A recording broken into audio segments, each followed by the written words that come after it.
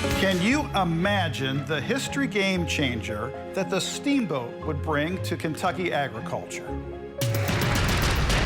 Kentucky's history is rich with inventive minds, and our collection is rich with the expression of that inventive mind. But among the inventions that are in our collection, one of my favorites is a little-known inventor named Edward West. Now, in 1785, several years before Kentucky became a state, Edward followed his father from northern Virginia to settle in Lexington, Kentucky. The idea of steam technology was something that had been around for a good while, and it was something that was really being experimented quite a bit. Edward West had studied this technology and brought this idea with him as he came to Kentucky, and was really one of the first Kentuckians that we can identify that was not only experimenting with steam technology, but really had a desire to put it to use here in Kentucky.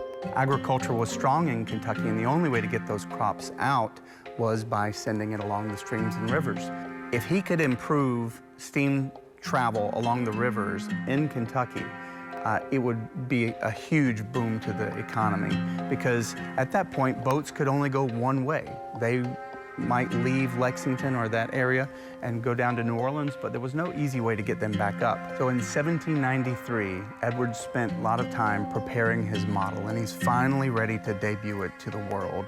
And where he lives is very close to where the downtown library is today.